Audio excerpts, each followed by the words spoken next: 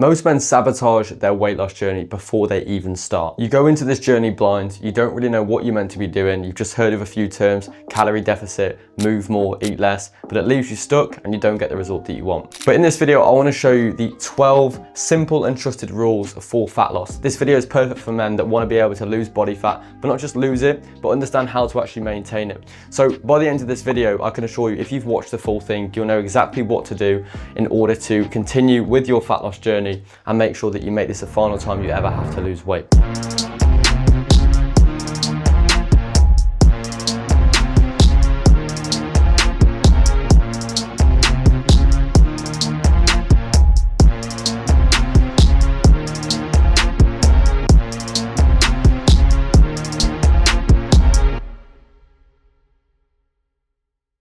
So I'm going to talk about the 12 simple and trusted rules for fat loss that's going to help you guys to lose fat and keep it off. Now, there's a lot of areas where people go wrong here, but what I want to do is just cut through the BS, talk you through the things that are actually going to work for you and save you guys a lot of time and a lot of money and a lot of wasted effort. People talk about different supplements. I've gone through that in previous videos, but specifically I want to talk you through the trusted rules that are going to get you results. So if you're just looking for a quick fix, but you're not serious about long-term results, this video won't be for you. But if you're serious about long-term results and you want this to be the last time you ever lose fat, then keep watching this video. So, number one, I spoke about a calorie deficit before. People understand what a calorie deficit is, right? We've heard this term all the time.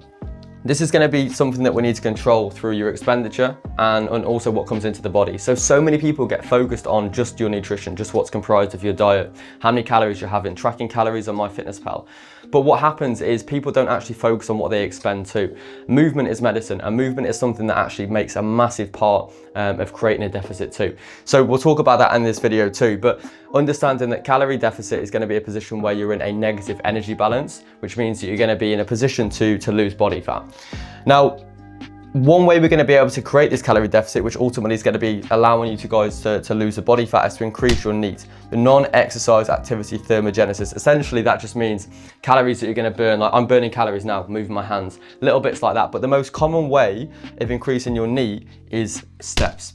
Now, this is so simple, and we all know that we should do, say, 10K steps a day. And people say nowadays that sitting down all day is like the new smoking, because people aren't moving enough, and moving your body is so important. So if you want to increase this NEAT principle, then you're going to be wanting to get more of these in, more steps. I wouldn't just focus on setting a step goal. I would focus on actually having it as part of your day. You know exactly when you're doing a walk, whether it's on your lunch break, in the morning. I would get it as part of a system within your day so that it becomes super easy to do regularly. And the more regularly you can do something and the more consistent you can be with an input that's positive and aligns with your fat loss journey, the easier it's going to be for you to sustain that in the long run. So we spoke about increasing your NEAT. We understand that steps is going to be super important for creating that calorie deficit. The next thing I want to talk about is weight training. So people get so focused on just cardio, and cardio is great because yes, you can burn calories, but you'll burn calories doing everything. But more importantly, you're going to train your heart, your lungs, you're going to be getting fitter. I advise all my clients to do cardio. I do a lot of it too. But weight training is going to increase your BMR, okay? That means essentially when you build new muscle tissue, because muscle tissue is more energy dense than fat, right? Your body requires more energy to maintain that muscle mass. It's basically more expensive if we look at it from a calorie demanding perspective. And if we can get more muscle mass on your body, because it requires more calories, it means essentially that you're going to be burning more calories at rest. So just by simply living, your body requires more calories, right? So as an example, if you currently need 2,000 calories to be in a deficit, if you had more muscle mass on you, you might be able to be in a calorie deficit by being at 2.5K calories or 3K calories, depending on how much muscle mass that you carry. Outside of that, I think it's super important to know as well that that's going to be really important for longevity. So of course, when we talk about sustainability from a fat loss perspective, if we know that that's going to allow you to burn more calories at rest and you can maintain that muscle mass, that's really sustainable for you because it's going to be the same for forever or for as long as you maintain that muscle mass. Also, it's important to note that that's going to be super important for your health in general, right? Your muscles are going to be able to support your bones, your joints, and that's super important as you age as well. So something to take into consideration. And also that's what's going to allow you to actually frame your physique. That's what's going to allow you to build muscle. And when you build muscle, you're going to look better. That's what's going to build you guys a toned physique when you lose fat too. Okay, next, protein. Keep it simple, 2 grams per kilo of your body weight. One thing you can do with this as well is you could go per kilo of your ideal body weight. If you're carrying a lot of body fat, then that body fat isn't going to require protein, right? So you could go 2 grams per kilo of your ideal body weight. The next thing is fiber, number 5. So fiber is technically classed as calorie free. It doesn't have any calories inside of it, but technically you want to be getting towards that upper end of the recommended dosage for fiber intake. I have around 35 grams a day. Fiber is going to be really benefit on a weight loss journey, and this is why it's trusted, is because it's good for your digestive system, but because when you digest food that has a lot of fiber and your body can't break it down, it occupies a lot of space in your digestive system, but based on the types of foods that you have, whether it's fruit, veg, okay, you can have big portions, quite low amount of calories. It's going to occupy a lot of space in your digestive system, which is going to allow your stomach, it has something called stretch receptors. They detect expansion in your stomach, and that signals to your body to release hunger inhibiting hormones.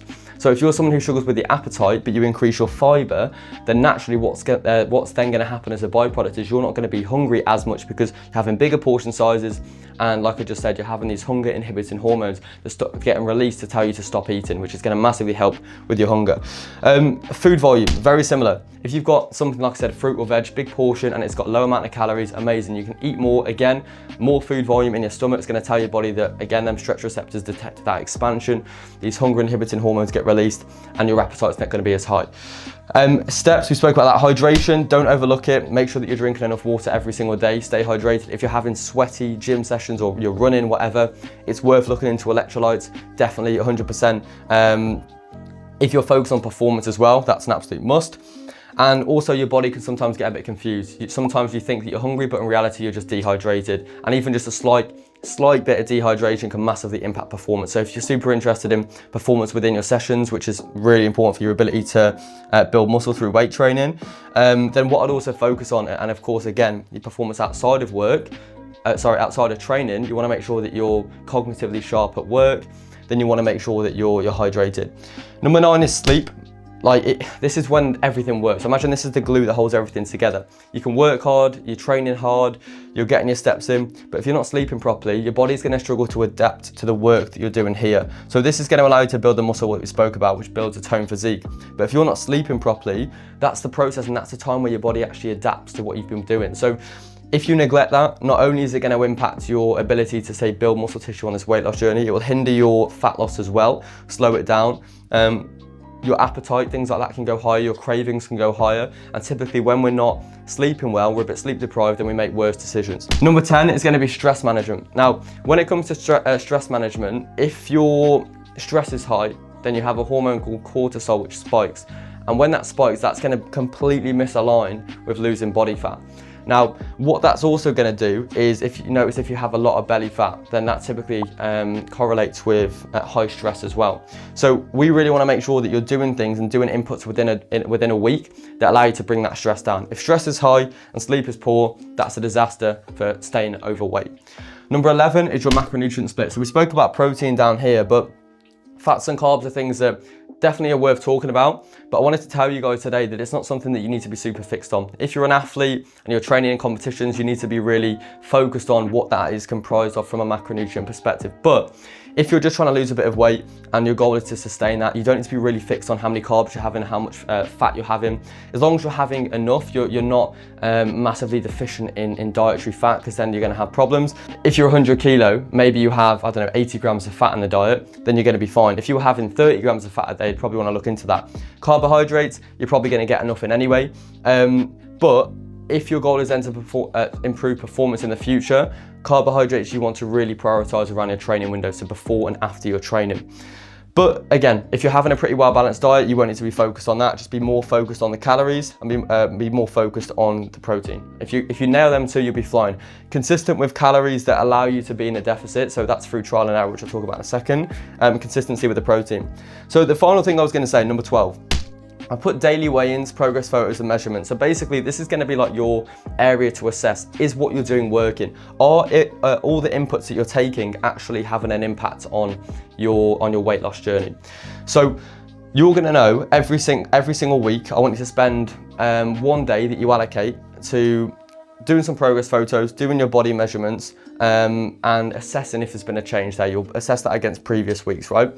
Now, what you're gonna do here, daily weigh-ins. People think, wow, weighing daily, that's so over the top, but no, it's not, and let me tell you why. If you weigh in once a week, you're probably gonna get really focused on, oh, I really hope I've lost weight on Monday, I really hope I have. If you haven't, you're gonna get a bit flustered, and you're gonna be annoyed, and that can impact how you feel, your emotions, and that can dictate the actions that you take, which might just think, you know what, I'm not doing it anymore. There's so many reasons why your weight can fluctuate. So what we need to do instead, a better idea, is weigh in daily, take an average for the week, and then as we can compare the average to the previous week, we've got more data, we're in control of better decision making moving forward. So if you're, say you're having 2.5 calories a day, you're ticking all these boxes here, and your weight's not dropping, okay? And that's based on the fact that you've weighed in every day and you've compared this week's average to the last week's average. All I want you to do is do something simple. Either the calories you're consuming each day are gonna go slightly down, the steps that you have are gonna go slightly up, or we can make some changes to your training program, which is more specific that obviously I can't really go through right now in this video, that's more specific to you and your situation.